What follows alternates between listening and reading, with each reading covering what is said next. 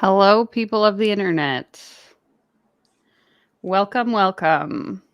All right. Super excited to be here. Is Joe in the chat? Watching live from the living room. I love it.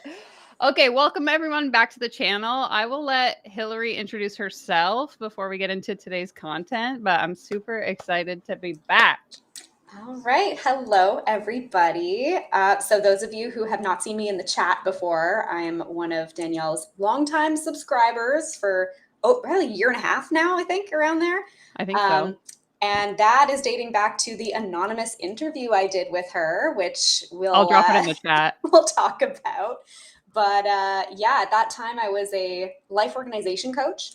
And since then, I have walked away from the coaching industry, talked about it publicly why I was leaving, and have been out of it for a year now and mostly just snarking on the internet about it ever since. So that's pretty much me. I mean, currently I'm on maternity leave, but I'm typically a corporate HR girly. And I have a podcast with my husband where we make no money. It's just literally for fun, where we talk about nonsense and yeah, hang out. I love it. I have linked Hillary's Instagram podcast, all of it in the description. I also just shared the link to the interview she did here, like well over a year ago now. Her podcast with her husband, it's pretty funny. I definitely recommend. Good. I'm always like notorious for watching YouTube videos, listening to YouTube videos while I do various things around my house. And your podcast is definitely on the rotation. So, oh, great. Thank you. Yeah, I love it. Okay, we are so excited because today we're going to be taking a look at why we should all become coaches, which I think is probably our favorite topic of discussion. Hillary sent this to me on Instagram a couple of days ago, and then I noticed this morning that one of you viewers had also sent it to me. So super excited to get into it today. We'll just check up on the chat and then we'll get right into the episode. The podcast is called Our Lives Together, right? And I've linked it in the description of this live. So you should be able to find it there. But if you need the link, Suzanne, let me know and I'll send it to you. Holly says, congratulations on escaping. Thank you. Thank you. It's a big milestone. It's really, really, it's been a year now. So it feels good.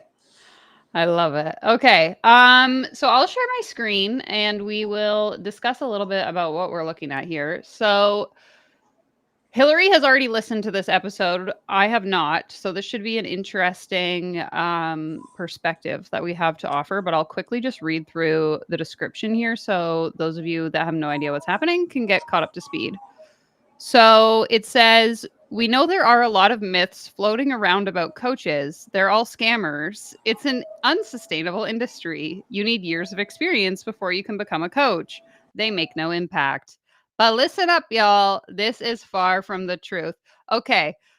Before we get any further, I have a question for you. This woman is a coach that coaches other coaches, right? Yes, she is. Okay. So I just want people to kind of keep that in mind, what her perspective or personal bias might be as we continue to read and listen, okay? Just something to think about. Now, this is the real tea. The coaching industry has grown 62% from 2019. This market generates 4.5 billion globally, and online coaching is expected to be an 11.7 billion market by 2032.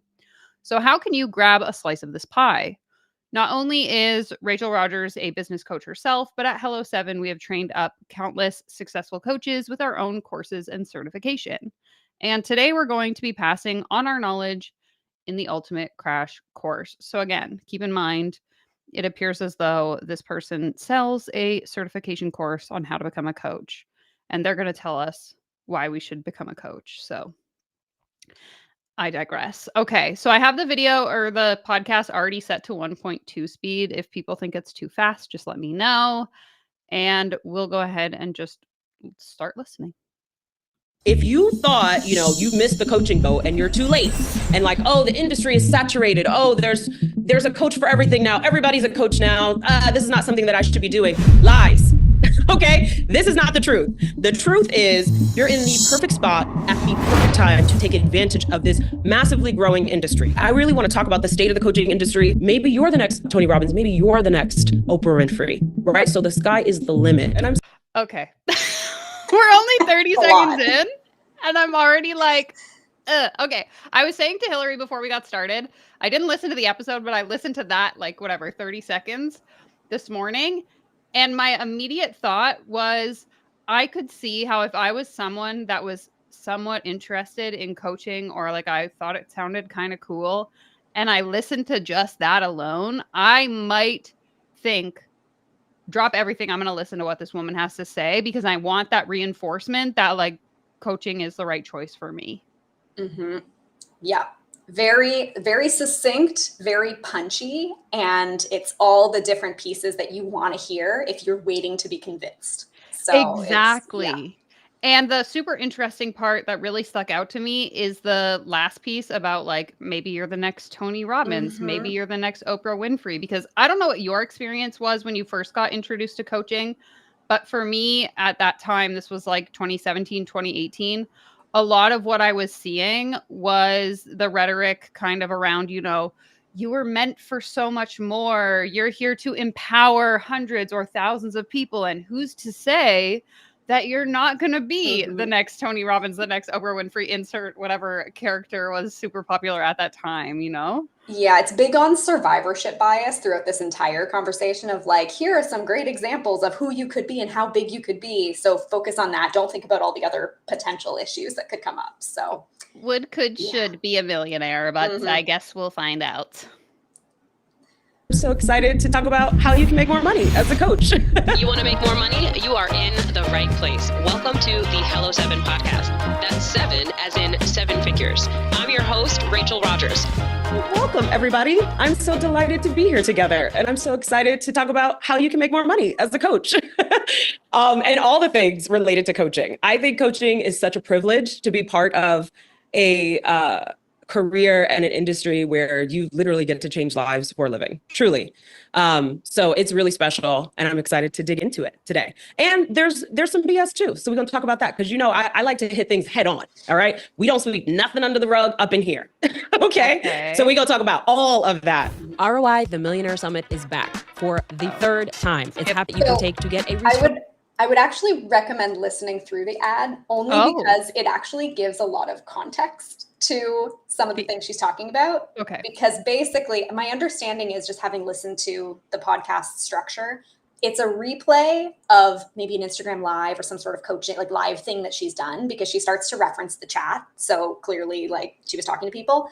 And so the ad for her event is like, listen to this podcast, then come to my event so that you can be a coach. So I found it really interesting to like see that. Okay. I'm always like, immediately no. Right. I don't want to hear this, but that's okay. We'll go back. I just want to pull up this comment here. Lisa is saying, I doubt the demand for coaching is outpacing the growth for the number of coaches. This is actually something that comes up a lot in the comments on my videos, is this idea of like, who is actually in the market for coaching, like true coaching, versus who is in the market for coaching as a coach themselves wanting to grow a coaching business. And I'd be curious if you have perspective to share on this as someone who was like an actual coach and not like a coach of other coaches. Yeah, it was tough. And I got a lot of pressure to become a coach of coaches solely because that's where the money tends to be. But like, there would be people, I would either find them myself or like have referrals come through on occasion for people that were just normal day-to-day corporate people or creatives or whatever that were looking for coaching. But the vast majority of the folks out there looking for coaching are other coaches looking for that validation, that sort of thing. And you'll even hear that as she starts to get through this whole episode, referencing working with other coaches or referencing like working with entrepreneurs who are going to coach other people. So it's very self-perpetuating. Okay. Interesting. Okay. I think I clicked back on the ad. So let's see. Return on your investment in this amazing event. Is looking to grow a 7-figure business. Nothing under the rug up in here. Oh, wait. We'll have amazing speakers, incredible networking, lots of connection, community, and fun, and actionable steps that you can take to get a return on your investment in this amazing event. It's all happening January 15th through the 17th in Orange event's County, actually California, called right ROI, outside of just to be clear. So that's what? Sorry? The event is called ROI. Oh, So that's what she's talking about, getting your return on your investment because the event is called ROI. Wow. We have Pretty reached cool a new branding. level of Yeah. deception, my friends. Allegedly, in my opinion. Let's just keep in mind that Yeah. everything either of us says Of is course. just our silly little opinions. What do we know? Not much. LA, so easy to fly to. And what's really special about this year is that we are including luxury accommodations with your ticket. That's right, you don't have to pay an extra fee for a hotel room. It's all included in your ticket. But these rooms will sell out and tickets are going fast. And the price goes up every week. So you will be rewarded for taking quick action. So What? That was the part that I wanted your reaction to. Did you guys hear that?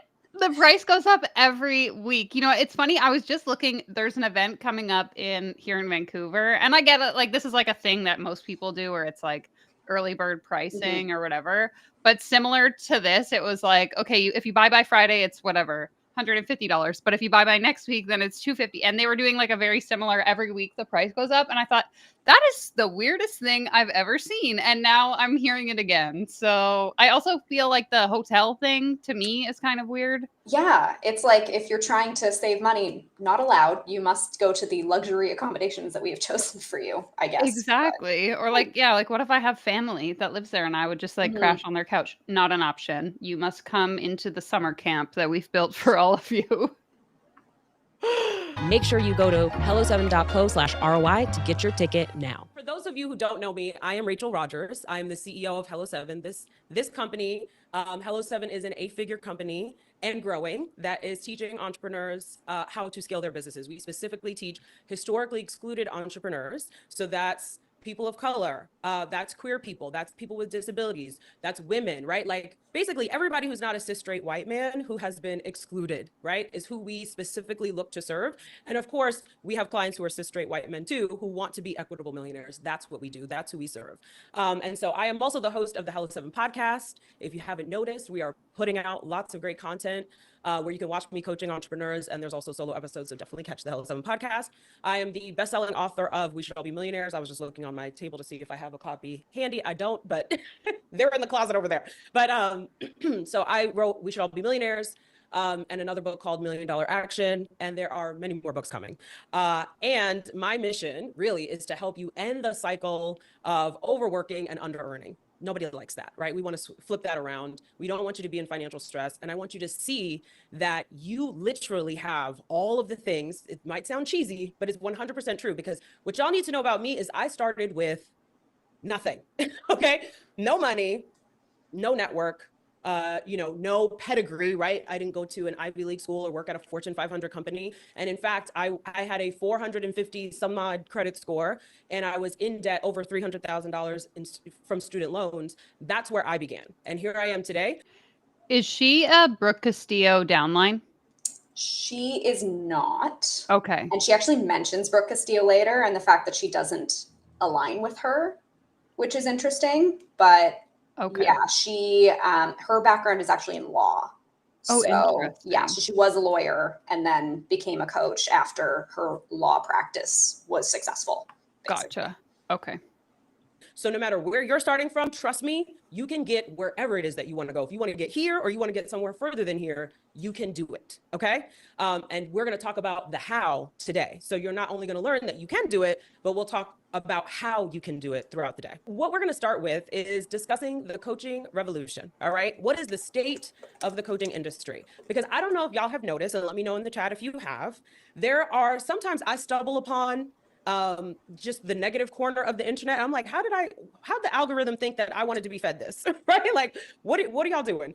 But I have stumbled upon corners of the internet or of social media, particularly on threads, where people are talking negatively about the coaching industry. And then there's also people saying positive things about the coaching industry, which is true, right? And some of it, maybe all of it is true, but in different ways. So let's dig into that. I really want to talk about the state of the coaching industry so you understand, here's what we're dealing with. And also, what is the opportunity and what are the challenges that are present in the coaching industry right now, okay? Because here's the thing, your mindset is key. If you think you're part of a scammy industry, right, how are you going to push yourself and really grow and really have a major impact, right? That thought in the back of your mind is preventing you from selling, preventing you from having impact and being successful, right? And if you're not aware of the opportunity, you may be playing way smaller than the industry is asking you to play, right? You may not realize the opportunity that is available to you. And so I want you to see all that so that it gives you context to be like, oh, okay, let's kick this off with a bang, okay? According to the latest market analysis, the coaching industry's market size in 2023 was $5.34 billion. Market analysis by who? Right. I believe it's by the ICF. That's my Okay. understanding. I think that's where the Okay. stat comes from. Also, I love when people bring up the market size of like, here's how big the industry is in general, without realizing that the increase could be either because of volume of coaches or how much each of those coaches are making. It could be that there are more coaches and they're each making less money, but still the overall size has gone up.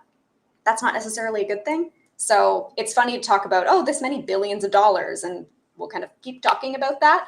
But that doesn't necessarily mean that each individual coach is doing amazingly Better. Exactly. Yeah.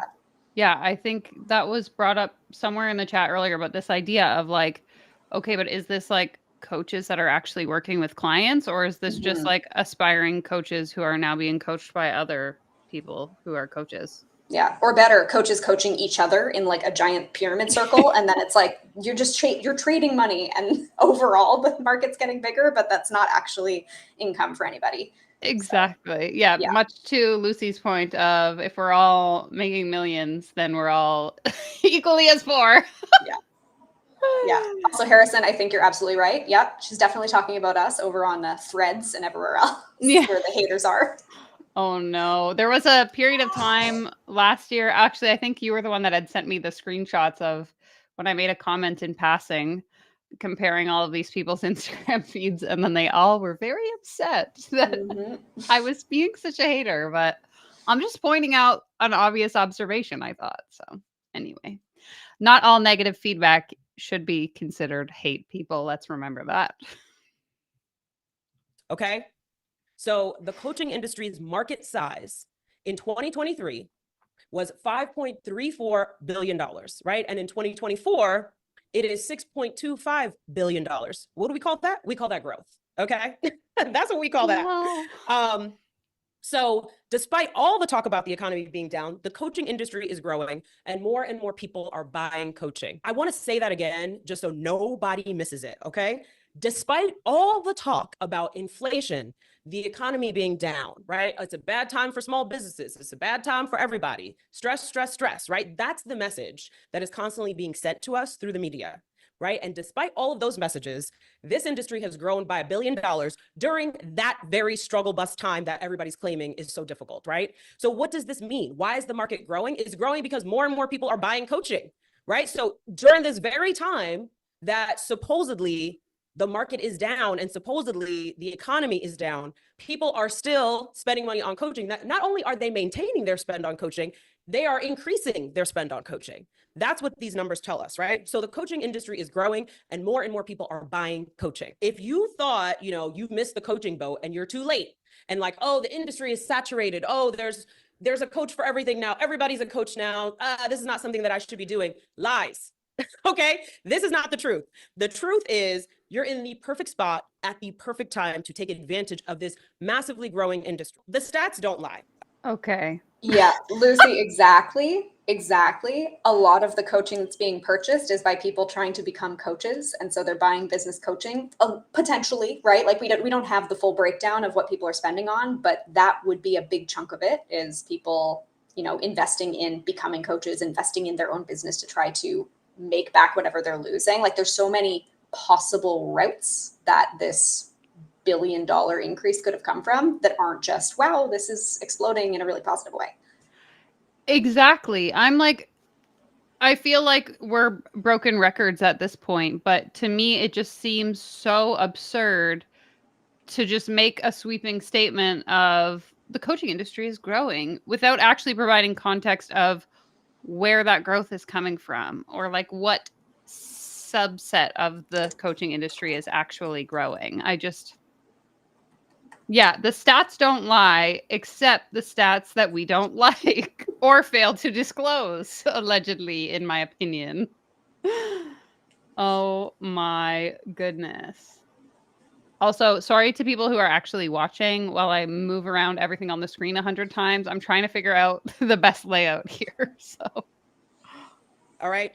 The compound annual growth rate is the mean annual growth rate of an investment over a period longer than 1 year, right? So it's kind of tracking that investment. So here, let's look at this. The size of this industry was around $3 billion, right? $3 billion industry. And then we fast forward to 2021, and now we're at a $4 billion industry.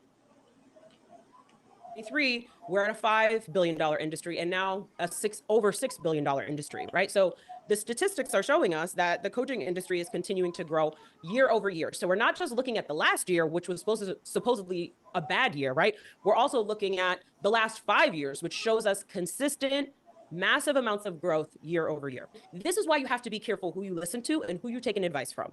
Okay. Do not let your corner of the internet that you just happen to stumble upon have you convinced that you can't make money, or you're in the wrong industry, or this isn't growing, it's declining, blah, blah, blah. The numbers say different. so stumble upon my corner of the internet where I directly benefit from you believing what I'm saying, Right. so that you'll buy my program. Yeah. Yeah. And it's like, of course, if you're talking about the overall coaching industry, you could say, yeah, the total spend is growing. But if you as an individual person are deciding whether or not you want to become a coach, this doesn't necessarily mean that your income individually will go up and up and up every year. Like you cannot apply that to an individual. It just doesn't work like that.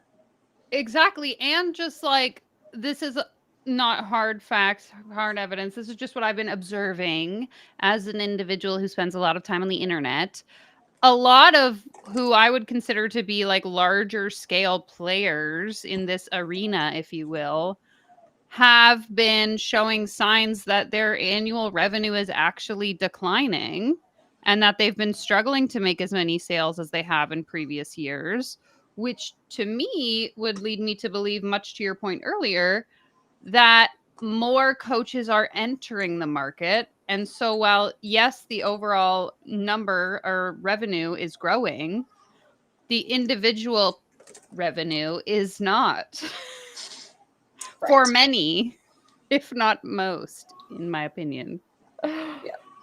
Suzanne, I think it's what I have found is the ICF's Global Coaching Studies report that they release, something like that. So it sounds like that's where they're pulling the dollar amounts from for the entire year. Not sure how they're collecting that information, but that's where people are quoting it from, looks like. Well, that's the other thing too that I find with any of the like ICF stats. Not that there's like anything wrong with that.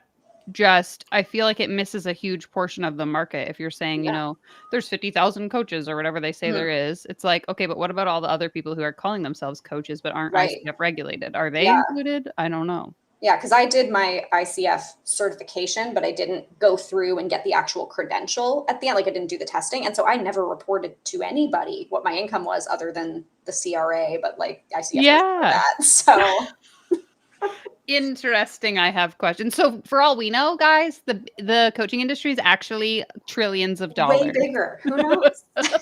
There's more pie to be eaten, my friends. Okay, that may be how this particular person and their squad of friends feel, right? But that's anecdotal evidence. Let's look at the whole market and see, what is the market telling us? The market is telling us that there's more and more opportunity here in this industry, okay? The market is not saying everybody's like, oh, we're over coaches, okay? That's not what the market is saying.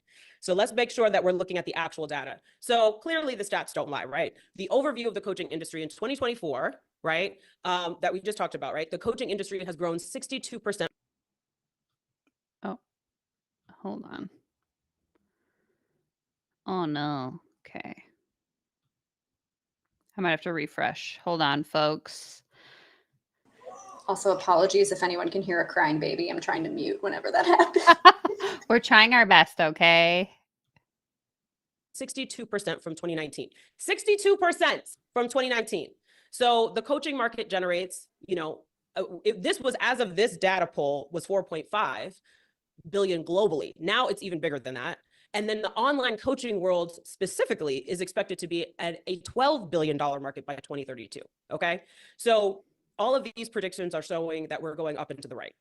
Okay, but are these predictions just based on like current growth trajectory? Feel like that was just a straight, like somebody took a ruler and just drew it on the chart. Exactly. Who knows? Because, like, I don't know. I'm skeptical to believe that it's just going to keep growing exponentially. Yeah, the actual data, which she cannot name the source of. I want to know who is making these projections up. I have questions. Oh no. There are over 100,000 coaches worldwide. I want you to understand that like 100,000 coaches is not a lot of people, right? So you might feel like everybody's a coach. Everybody clearly is not a coach, because the amount of people who are doing specific coaching, I think we like to pretend that everybody's a coach, and everybody isn't a coach. Someone who is selling online courses and teaching a specific, strategy or a specific way to do something is not necessarily a coach, right? They're teaching online, but that doesn't mean that they're coaching. Coaching comes with coaching tools, and coaching provides transformation. You can add coaching to a course business, right? You can add coaching to really a lot of different types of industries, but let's make sure that we understand what a coach is and what a coach isn't. And a lot of people who are in the world that we might all find ourselves in aren't necessarily coaches. They may not. Okay, but are they considered in the statistics that you're sharing as, That's exactly the false equivalency that's going on here, because we don't necessarily know how the ICF collected that data, if that is where it's coming from, and whether they included people that are consultants but called themselves coaches, or maybe you have your ICF credential but you're actually just doing consulting but you're calling yourself a coach. Like, are you included in that? Maybe not. And then the people that are calling themselves coaches with no credentials and not reporting to anybody, they're not included. So it's really muddled. So to say like, oh, no, put those people aside that are not coaching but calling themselves coaches, we can't just assume that, I don't think.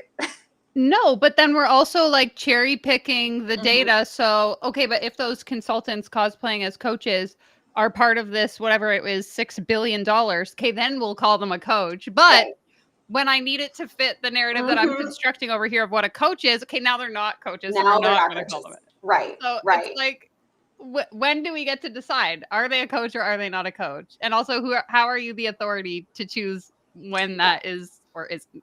Yeah. And then especially that plug to say like, well, sometimes they're adding coaching to their existing consulting business. So like, that's always an option, as in come and buy my thing so that you can learn how to be a coach. Allegedly, that's the direction that she's going. Exactly. Oh my goodness. I don't know if everyone is a coach, but I can say very few of them have clients that aren't each other. Allegedly. That's what I heard as well. Not even call themselves coaches, but other people start calling them coaches, and we start confusing them for a coach. They're not necessarily coaches, right? Coaches have coaching tools where they are helping people discover their dreams and then make those dreams happen. That's what coaches do, right? And coaches aren't telling you, here's this prescription of what you need to do. They might give you some of that, but part of it also is the person discovering within themselves what they want. It's not about the coach telling you, here's what you need to do, here's the step-by-step, right? That's a part of it, but you don't get to that until the person has already identified what they want, and you've helped them get past their limiting beliefs so they can uncover what they want. Coaching is an art, right? It's an art and a science, and it's not just teaching a course online, okay? Okay. I will say that I do agree with that. I do think that there's a lot of confusion about like what coaching is or isn't. And there's a lot of people who call themselves coaches, but the work they're doing is not coaching.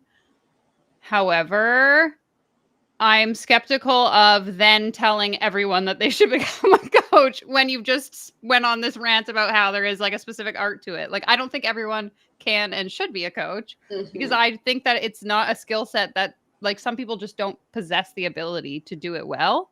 Right. So I think it's dangerous to define what coaching is, but then based on the title, I'm going to presume, go into a rant about how, well, now's the perfect time for you to do it too.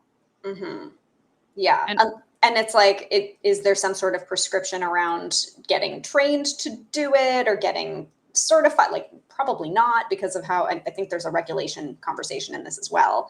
But it's, pretty murky advice given the different directions that we're taking it.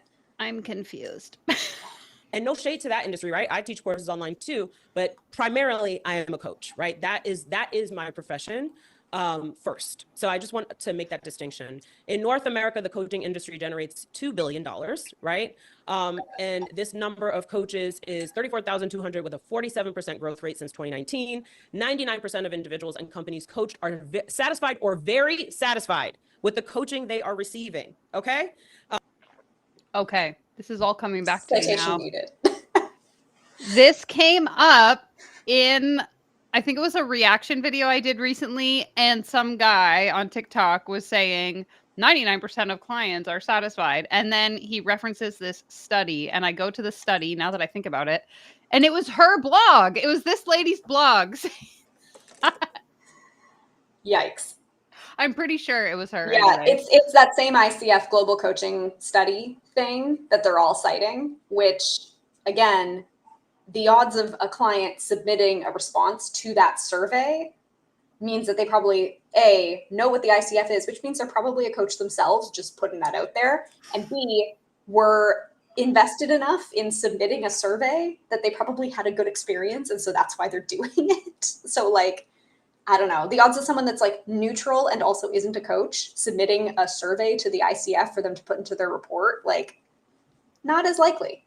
Exactly. My opinion. Unless there's like active outreach. I Mhm. I don't know. I'm very skeptical. And I think I said this in that original video. I'm skeptical of any business walking around saying that they have a 99% satisfaction rate. I'm like, I don't know about that. And coaches charge an average hourly rate of $244. Okay, so this is just a little bit more insight about the industry and where we're at. 43% of Americans say they want to start a business. Of these, 33% are first-time entrepreneurs with no prior experience, okay? 65% of women entrepreneurs say they want to hire a business coach in the next year.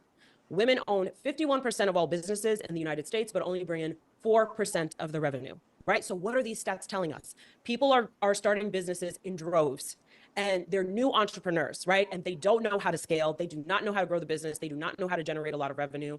65% of women entrepreneurs say they want to hire a business coach in the next year, right? And why is that? Well, because women own 51% of all businesses in the US, but only bring in 4% of the revenue. Okay, but didn't you just say the coaches are not going to give you the pathway, the Yeah. steps, the Yeah, strategy? we've just made a huge logical leap from like, we're talking about the coaching industry and like all of these opportunities, but then we're honing in on business coaches specifically and like people who have advice to give to these new entrepreneurs, which if you're listening to that, like, is that the same group of people that we're talking to now that we're trying to convince them to also become business coaches in this current environment? Who are we targeting with this conversation?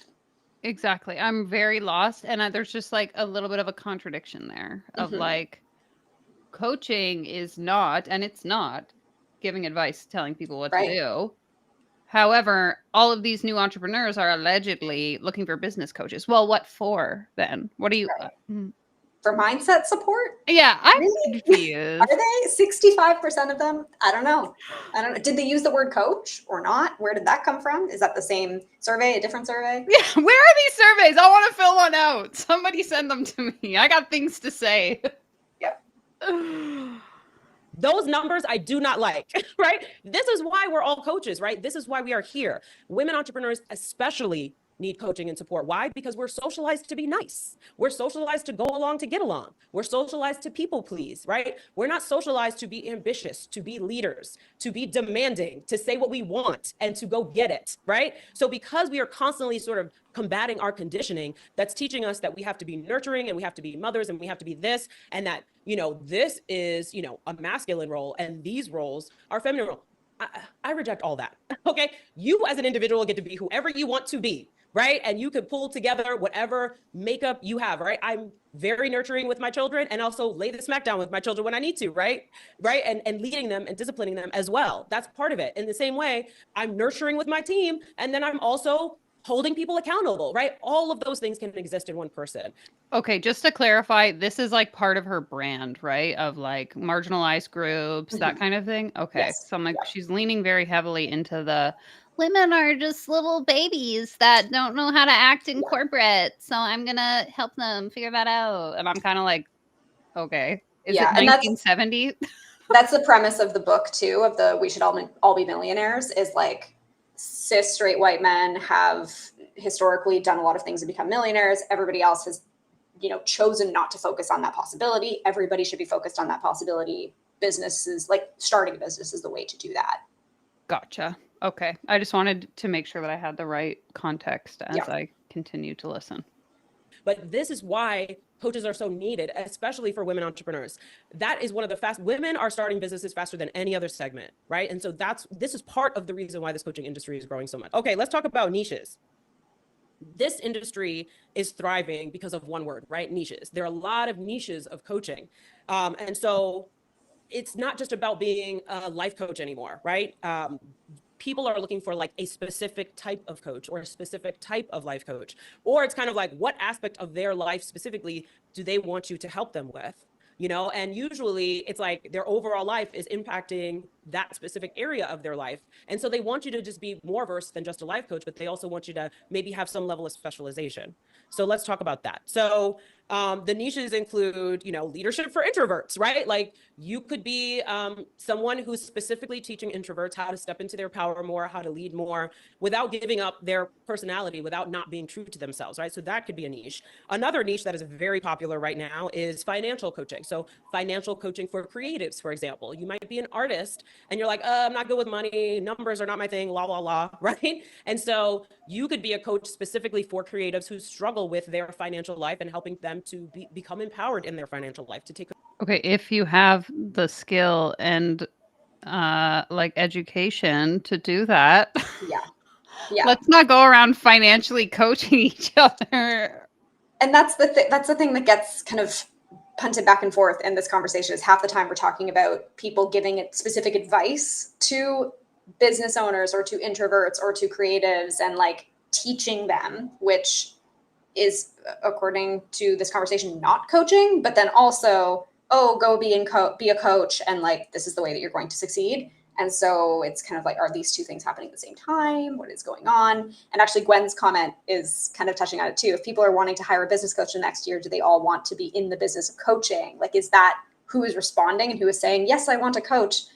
That's probably what's going on here, is that like cyclical situation.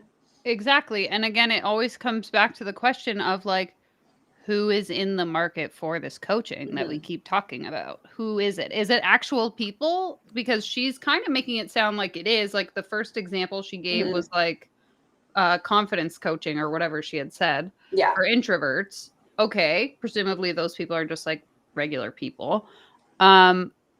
But are those people actually actively, like if I'm an introvert, am I actively searching for a coach? I would hazard to guess the majority of people no, based on what we talked about earlier. But yeah. obviously, and anecdotally, the $244 an hour on average tends to be skewed towards people who are already in the coaching industry, who are used to these high price points and therefore will pay them, versus a normal person that's comparing it to other things like therapy or like other, services that they're used to paying for. They're like, $244, that's insane. What are you talking about? exactly. So it depends on your market. I'm assuming that's like the actual figure of $244 is a average based on like if I'm buying a $5,000 coaching package, then they divide it by the number of hours. Yeah, exactly. So I think that it gets skewed that way too. Yeah, as an artist, I will talk to my accountant. That was kind of my thought as well. Like, yeah, I don't know. Yeah. And I will say too, just in terms of the pricing piece of it, in my own personal experience going through my life coach education and being advised like, hey, $150 an hour is like your starting point, then go up from there. And so like calculate out how many hours that's going to be and then make a package out of that. And I'm like, okay, credentials, who are those? It doesn't matter. We don't know her around here. So I love that for you. control of their financial life. The more specific you can get, the more magnetic you can become. And so that's the point that I'm trying to make here, right? Your unique experience, it's not a hindrance, it is a superpower. So the first myth that I want to discuss is coaching a scam? All right. So there are a lot of people who are like, it's scamming to help people figure out what they want to do with their lives, right? Help people to figure out the action steps that they need to take. You're essentially helping people and charging for your expertise. Okay, I want to know who is saying it's a Who said that? scam. Who's saying it's a scam to help people? We love a straw man argument. That's Yeah. just priceless. Yeah. The scam is the helping. That's the scam. That's the problem. If you're new to my channel, you should know that my number one philosophy and belief about the coaching industry is that helping people is a scam. I want to know. Show me the threads, lady. Show Right. me the threads. I need the receipts for that one because that's new to me. First time I've heard it. Right. And I've spent a lot of time on Reddit and I haven't seen that once. Whew, that was good. Is that a scam? If it is, then is my yoga instructor a scammer? Right? Is my lawyer a scammer?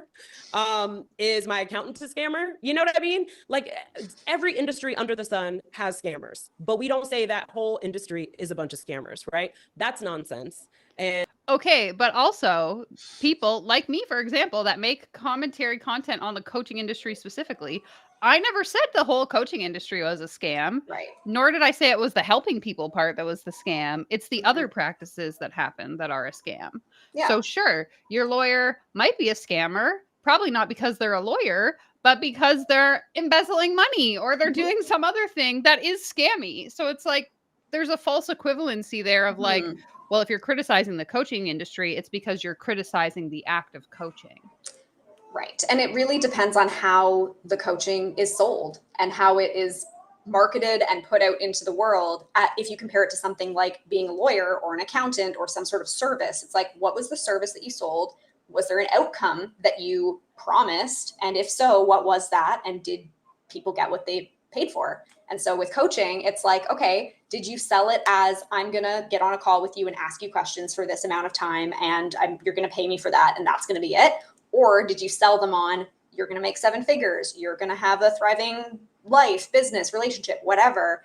And then that outcome did or did not happen. That's what people are talking about when they say it's a scam, not the fact that you helped them. I love that though. You know what? Helping people, biggest scam of 2024, guys. Exactly. Write that down.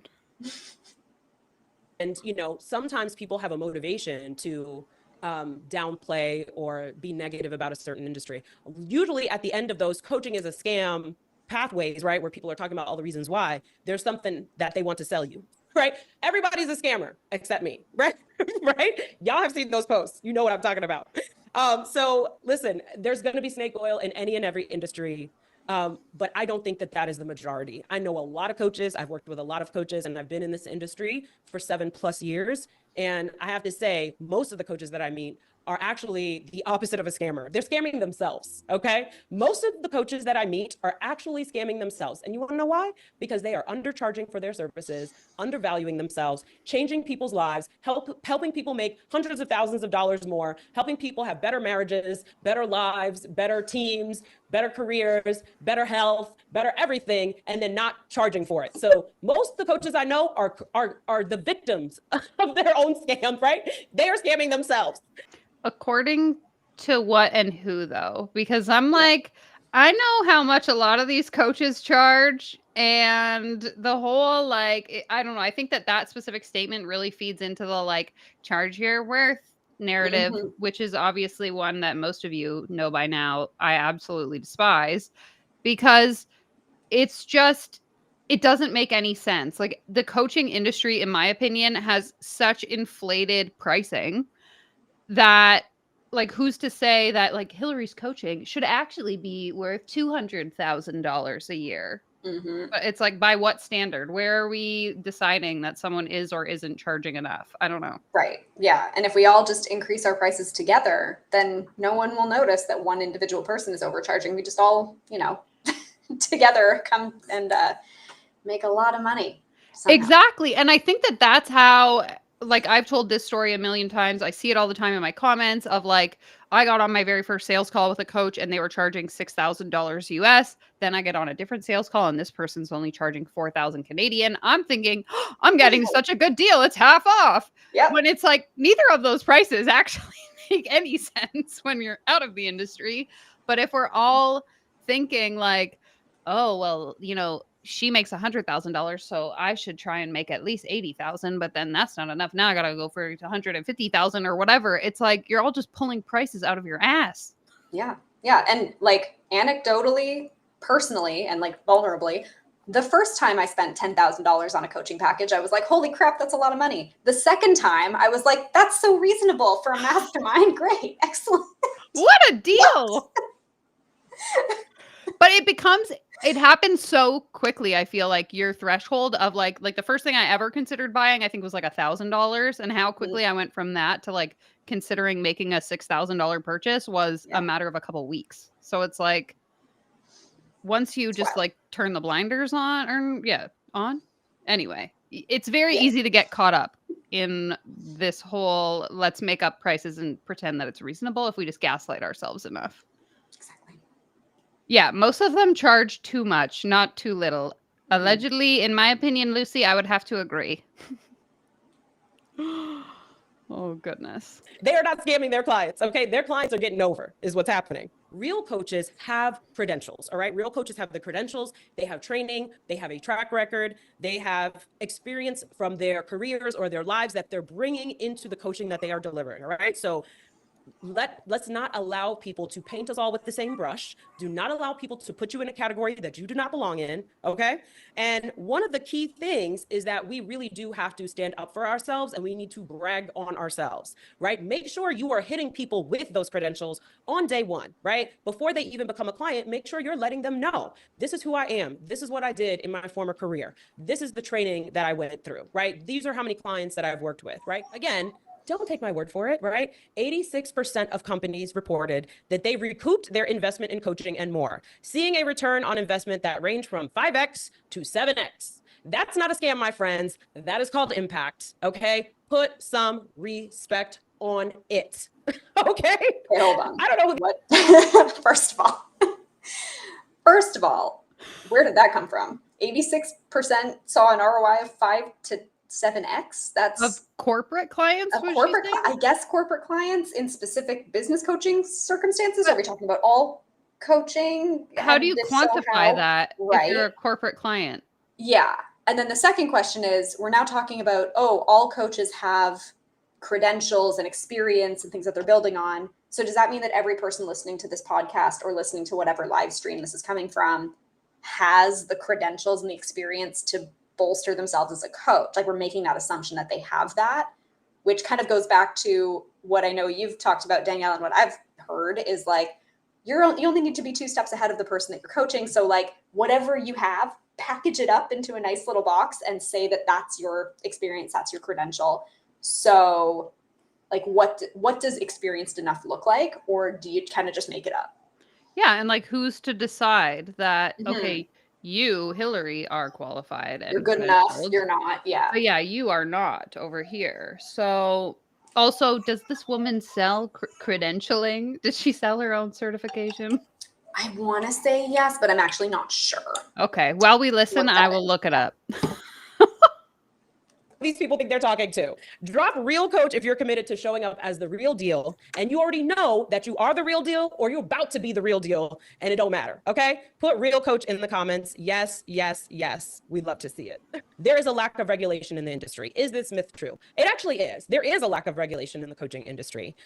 So anyone can call themselves a coach, right? And that leads to a lot of confusion and mistrust. But here's okay. On that note of anyone can become a coach, let me show you this website that I found. Here we go. And I will move us so people can actually read it. Okay. So at this summit that's being promoted here, I guess you can become a Hello 7 coach, the Hello 7 coach certification program. A Hello 7 coach is a business coach, money coach, and mindset coach all in one. So if you couldn't decide what kind of coach you wanted to be, don't worry. because you can do it all if you just pay her. What a steal. Let's see if we click to apply. Oh, they won't tell you what the investment's going to be. That's what No. here we go. Oh, but don't worry. It's bottom? $50,000 in value, allegedly. Oh my God. So many steps I gotta Great. jump through. Okay, I will check my email and report back to you all about how much money this is gonna cost me. Okay, here we go. Blah, blah, blah. Blah, blah, blah. Total value, but you get the entire frame for way less than that. Won't tell you how much less, but way less. Yeah. This is my phone number. Oh, that's not a real phone number. Somebody give me an American area code. How about 212 is one, isn't it? Oh, you already got one. I don't know if that'll work. Okay, hold on. Let's try 212 212. I think that's New York. Okay, let's try. Perfect. That works. Blah blah blah. They're gonna be like, call that phone number, and there's somebody there. "Can you commit?" Of course I can. Of course. Can I make? Sure. I got all the money in the world. Here Here we go. Investment. Okay, 25. $25,000, or we can do a $5,000 deposit and then pay $25,000 over the course of 10 months. Okay, so I hate that for sure. Absolutely no. But to answer my question, yeah, she does certify coaches. So I love to see Here that. you go. So if you don't have that credential, just cough up the 25 grand, and then you can become a coach. Now is the time. Exactly. You are now qualified. You're welcome. The thing, the absence of strict regulations means there's a massive opportunity for you to set the standard. You get to set the standard, right? And so that means it's up to each of us to bring integrity and skill and heart into our work. We get to decide how we show up and the kind of impact that we are going to have. So again, there's an opportunity here, right? Bring your credentials to the table. Make sure people know who you are, the experience that you have, the training that you have gone through, right? Like, let me tell you what, this brain, you know why this brain is expensive? Do you know why I charge a large hourly rate? Because this brain has gone through lots and lots of training, okay? I've gone to college for 4 years and got a degree in political science. And I also studied psychology in college, right? Then I went to law school. And in law school, I studied intellectual property, among other things, and got a law degree, both of which were very expensive. Okay, that's why I was. Yes, her certification alone is 25,000, which if I recall is around ballpark the same as the life coach school. I believe it's about 20,000. I think so. So just for reference for people. Was $300,000 in the hole when I started my business. And I was like, yo, your girl's gonna have to make some money because I gotta get out of this hole. So those are two things that I bring to the table, right? Okay, sorry, I keep pausing. That specific statement always triggers something in me, this idea of, well, I was $300,000 in debt, so obviously I had to charge a lot of money to get out of it. Mm-hmm. And it's like, I see that a lot just anecdotally in the industry of like, well, I spent $50,000 on mentors in the last year. Therefore, you should be willing to spend at least $10,000 in your mentor if you want to be as successful as me. And to me, this argument in both contexts has never made sense. It's never made sense to me that because you spent all this money, I should spend this money, but also more of what she's saying here of like, because you have a personal responsibility to pay off this debt that you've accumulated, that's now your client's responsibility to pay for you. Like, what? I don't get that argument. Yeah. Or like basing your pricing on your own problems and not your actual skills, expertise, whatever else she was going off about, market value, that kind of thing. Yeah. But social selling, that's one way to do it. Exactly. And then the experiences that I've had, all the things that I have tried, all the failures and successes, because when I failed, I learned what didn't work. And then I got to figure out what did work, right? And then the amount of training I have purchased, certifications and courses and masterminds and working with coaches and going to events and going to conferences. I have spent a lot of time learning. And then of course, applied that learning to working with lots of clients. So all of that stuff matters. All of that is why your brain is expensive. Again, don't take our word for it.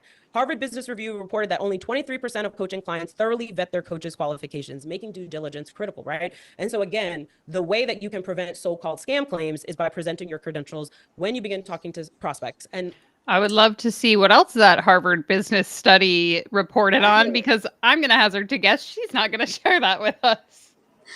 What I also find funny is that leap implies in order for you to be qualified to coach, you better start spending money. You need to have an expensive brain in order to, right? So it's not even about the actual thing that you're good at, whether you have like years of experience or whatever. It's like, no, how much have you spent? That's what we want to know. That's the So pre-qualifier. it's just kind of, it's not like an outward thing that was said, but it's kind of something that's like being planted as people are thinking about like, what do I need to do? I need to start spending money. I need to start investing in my brain. So that I too can be $300,000 in debt. Right. But then I can charge a lot. So it's all worth it. It all makes sense. like often, okay? Brag often. Pretending you have no street cred is not serving you. All right. Coaching doesn't have a strong impact. That is a myth. Okay. We all know that is a bold-faced lie, and I'm just gonna need y'all to stop lying. Okay. Okay. Tell that to the literally thousands of clients who have doubled their income, transformed their businesses, stopped playing small, made things happen that they thought they could make happen, gotten book deals, gotten on big stages, and everything else, right? Like, I'm sorry, just because you cannot measure something with a ruler does not mean that the growth is not real, okay? Coaching is the difference between thinking about it and doing the damn thing. Coaching is also the difference between, you know, having thoughts like, I want to do it, but I don't think I can, to I want to do it and I'm going to go do that shit, right? That's what coaching does for people. And it is massively transformative. And anyone here who has been a coach for a while knows that that is true. And many of you have probably also purchased coaching and know that you have experienced transformation. So let's not pretend that that's not what it is. So here are some stats though that I want you to share and feel. Is it just me, or is she now specifically talking to business coaches? Because it feels like we've now pivoted and now we're only talking about like financial ROI, business opportunities, like growth in your business. Like exactly, it's kind of honed in there. Of like, or like coaches in general, maybe not necessarily like business coaches, but people who are actively coaching in some capacity of like, you want to grow your coaching business. Yeah. But it's also, again, it just like previously, it's not like totally explicit that that's what she's saying, but that's kind of what's being implied here, I think. Right. Yeah.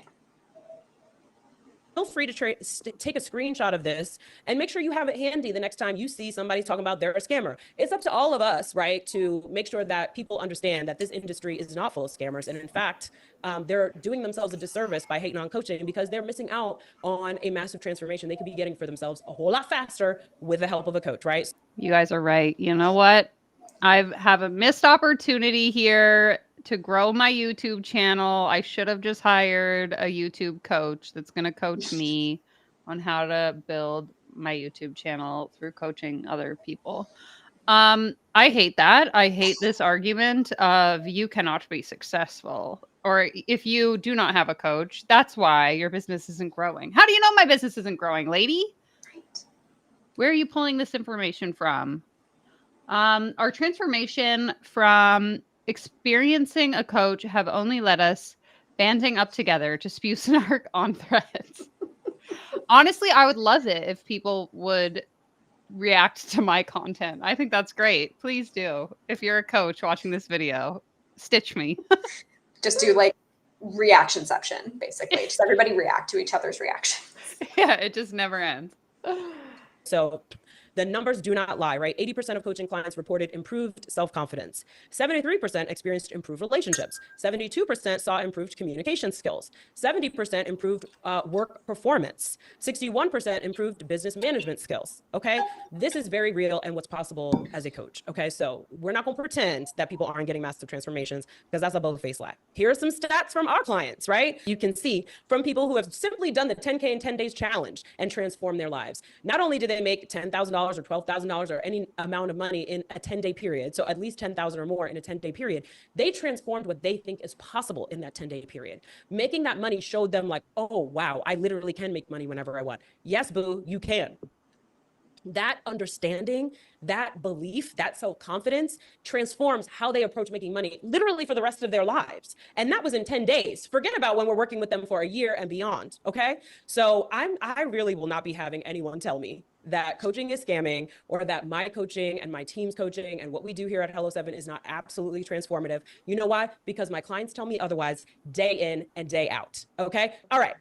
Another myth: you can't make a good living as a coach. Let me tell you what.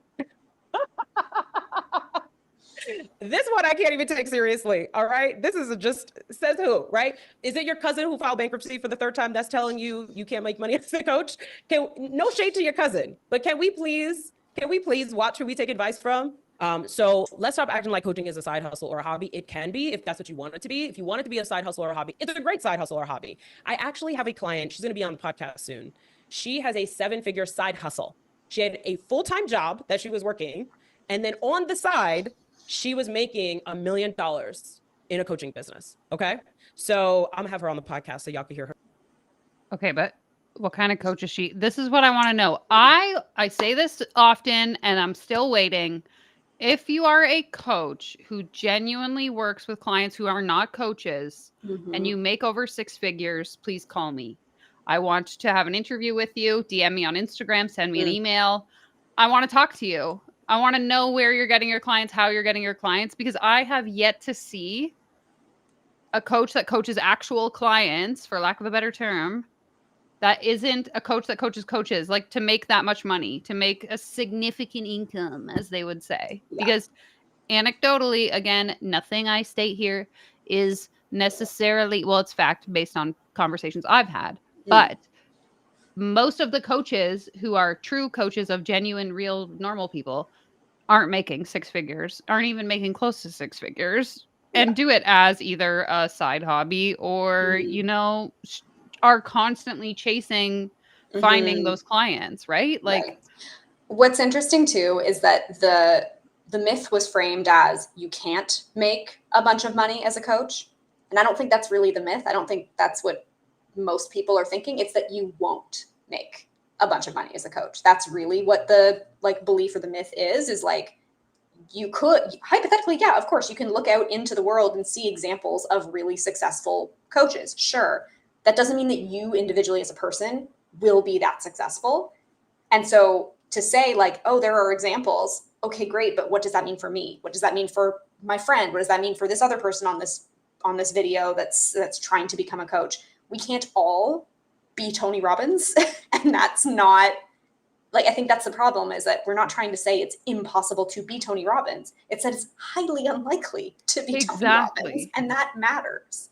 Exactly. And I think that's like more to the point of like, okay, if there are these people who are financially successful in traditional coaching, is that the norm? Because I haven't seen it based on the conversations I've had. 99, if not 100% of the people I've talked to aren't the Tony Robbins. They aren't that person that's actually making a viable income from true coaching. The one other place that I saw as a potential, and this was like about 6 months after we did our interview, where I was kind of on the fence of, do I pack it in and give up because I don't want to be in this industry and like kind of push it forward anymore? Or do I pivot and try to do this as ethically as possible? The consideration I had was corporate coaching, to like go to a company and say, hey, I'm going to sell you a package of coaching for your executives, for your middle management. You pay me, they get the coaching, but I get the income from the company. And so I feel less icky about it. So that was kind of an option that I had been toying with. And then ultimately I was like, this is not even worth my time anymore. But I think that might be one place that coaches might be getting like a decent income if they've got that route. But if you're talking individual coaching packages being sold to just people on the internet or off the street or whatever, it's nowhere near as sustainable as continuously selling to coaches and kind of having that circular piece until the whole thing falls apart. Exactly. And actually, I'm glad you brought that part up, because there is one specific coach who I included in my interview where I did like coaches versus therapists. So she was a former therapist that now is a coach, and she works specifically in corporations, teaching like burnout coaching to the employees. Right. Yeah. But again, even to that point, like coming back to like, is that replicatable for the majority of people? No, because there's No. only so many corporate clients that you can work with. Eventually, the market is going to be saturated, right? And you need to be highly qualified to get those contracts too. Like, you actually have to be, you can't just say like, I've decided to be a coach today. I just became a Hello 7 coach. Please hire me, company. Like, Exactly. you're not going to do it. Much to what Suzanne's saying, like, a lot of people are athletes, but very few make it to the Olympics. Like, yes, you can be a coach, but how many are actually successful to these numbers that she keeps throwing out to us? How many of them are actually working with clients? That's my only question. That's all I want to know. And yes, Phoenix, corporate coaching is a real thing. But I feel like, much to Hillary's point, it is difficult to crack into if you're not actually qualified. Yeah, like I work at a large corporate company, and we have hired like a corporate coach for like 2,000 people, basically. Or like there'll be specific contracts that'll be put into place depending on, specific executives needing it, or like, oh, there's a group of people, but you don't have like a roster of dozens of coaches as a company. Like, it wouldn't make sense. Exactly. And the individual that gets the contract likely isn't just like, oh, I paid a $25,000 certification and now I'm being hired by whoever. Yeah, they're typically like former executives who then added on a bunch of coaching to what they did. Exactly. Ugh. Her story, but that's what's possible. Okay. That was her side hobby. All right. And so here's two examples. Island sold her first coaching session for $3,000 only 7 weeks into our coach certification program. She hadn't even finished the program yet. And she already sold a package. And Minerva sold her first $8,000 coaching package. So yes, you can make a living, right? These are beginners. And again, these are both women that are bringing incredible experience into what they're doing, right? But they're new coaches, and this is what they're able to do. So just know that that's just the beginning, okay? So if the coaching industry is flawed, why are so many people thriving, right? Because coaching works, right? And let's talk about the winners, those who didn't let myths or doubts or industry flaws stop them. From Oprah to, whether you like him or not, Tony Robbins, right? To up and coming niche coaches, they all saw the opportunity, invested in themselves, and went all in. This isn't just about big names, right? It's about every coach who decided to bet on themselves and see an impact. So let's talk about the coaching success ladder. So let's look at some coaches who are crushing it at different levels. And this is not to compare, but it's to inspire and to show you what's possible. Because I think a lot of times as coaches, we think, oh, the only opportunity is to just be a solo coach. And to have a small business and to make, a couple $100,000 a year. And that's like the pinnacle. No, I know different personally. And there are, of course, coaches doing far more than I am, right? So know that you can go as big as you want in this industry. And so that's what I want to show you as well. And the other thing I want to say too is I saw a quote recently from a Black woman billionaire. I forget her name at the moment. I'll share it later. I'll go look it up during one of the breaks. But one of the things that she said is entrepreneurs aren't waiting for the perfect moment or the perfect opportunity.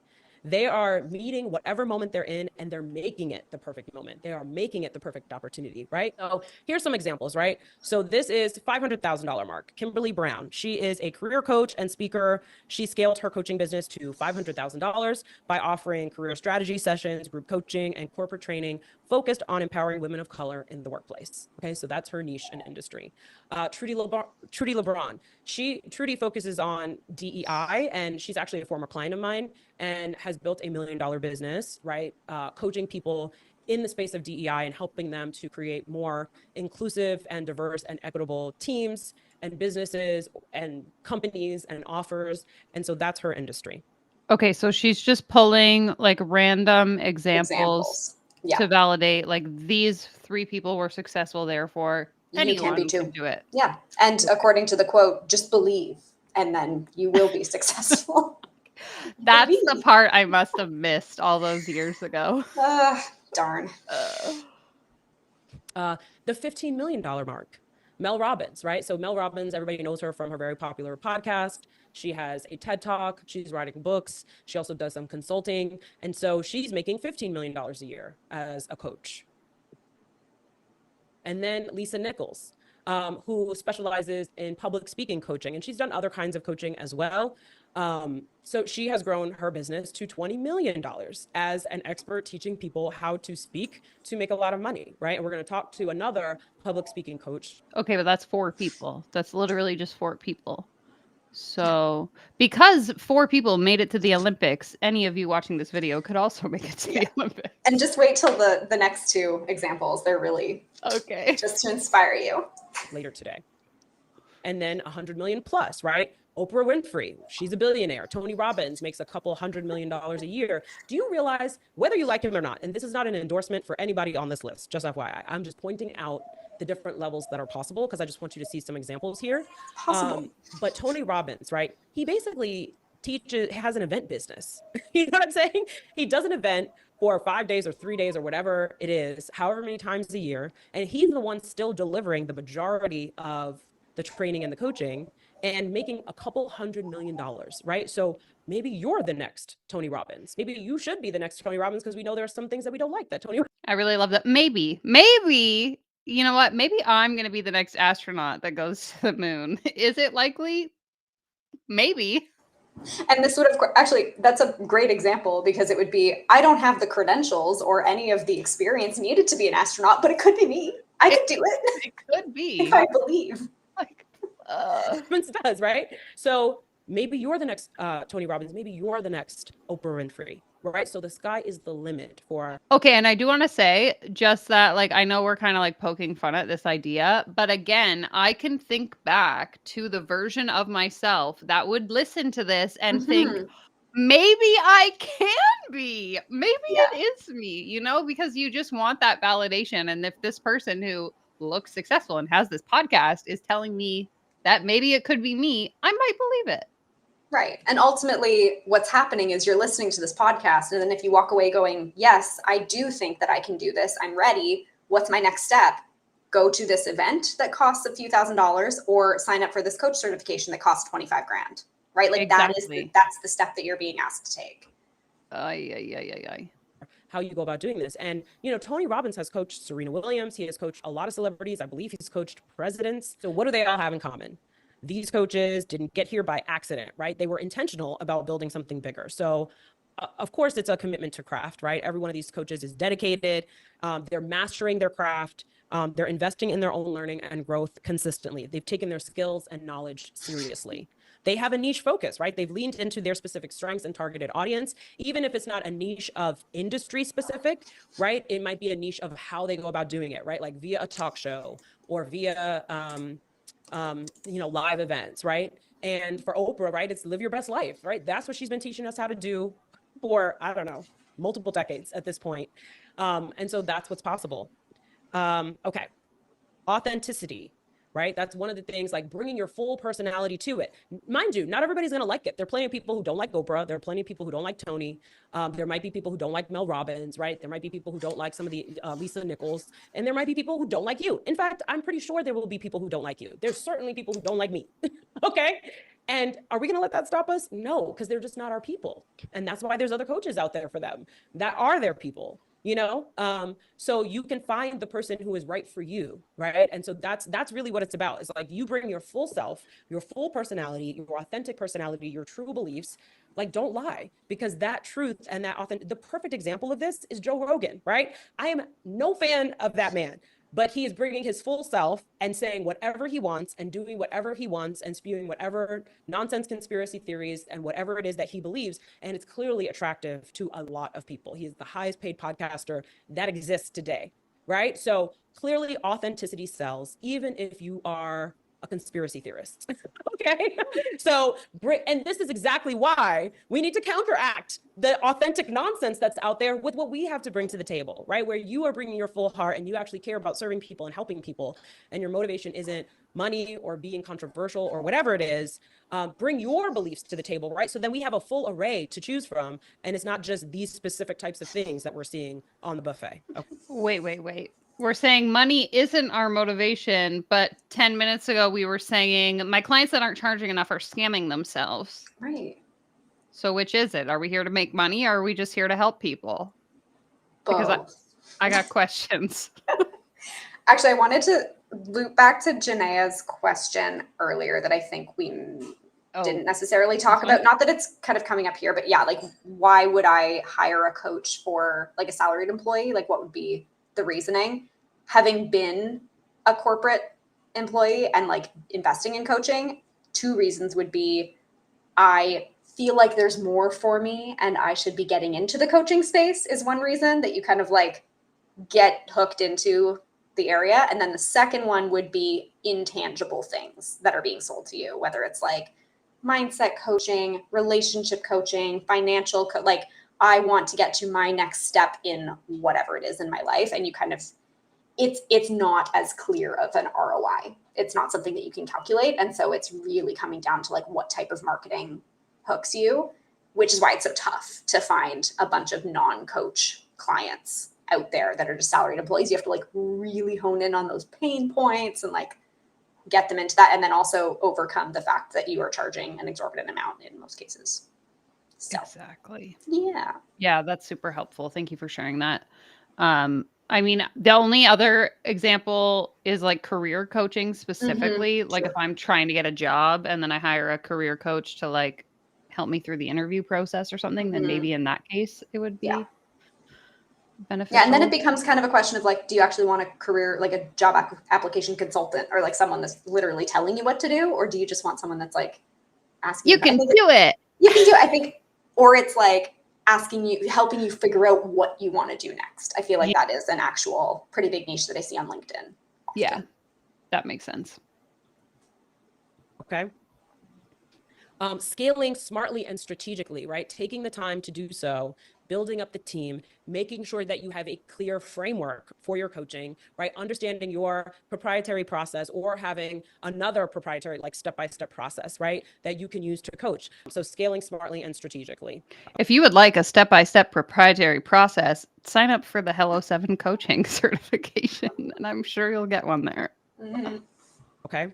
So everybody started somewhere. All right. So my friend Nicole Walters is a well-paid coach, and she started out as a corporate executive before she started her business.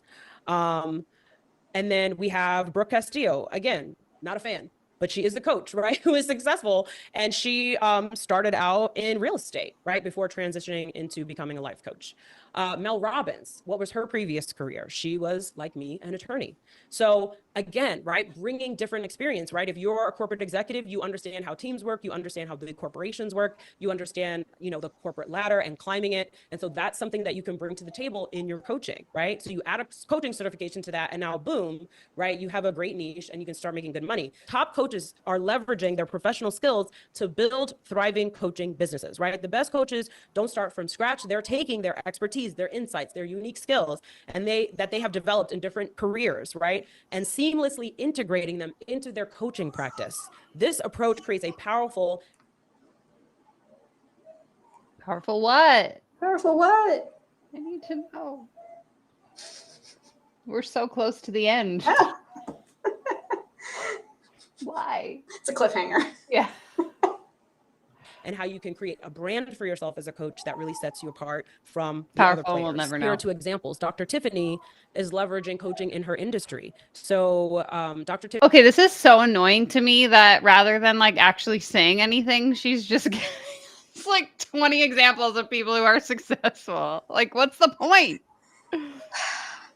Let me tell you about Dr. Tiffany, though. I guess. Yeah. Tiffany is obviously a doctor, and she made $113,000 in 2023. And in 2024, she had made $143,000 by June. Okay, so she exceeded her 2023 revenue by June by adding a coach certification and coaching skills to the business that she already had, helping doctors prepare for the oral board prep. Right. So like this is an exam that every doctor has to take. It's very important. If they don't take it, you know, they can have their license taken away or whatever the consequences are. And so she added coaching skills to. So this is an example, right? She's teaching them a specific skill, and then she added that coach training to it, because a lot of times once people fail a really important exam, the same thing happens with the bar, right? You fail once, then you get in your head, and then sometimes you could take it 5 times and keep failing because it's a belief thing. It's a mindset thing that is stopping them as well. And so she was able to take those skills and also also learn how to grow and scale a business, right, through our coach certification. And that's how she was able to do that. And then Stephanie, she was able to use the training in our coach certification to remove herself from her business so that she doesn't have to work in the business as much as she was. And now she's freed up to go use the skill set from the first business that she built, the professional skills and the professional experience and the notoriety and brand that she has from the first business, and parlay that into a coaching clientele. Okay.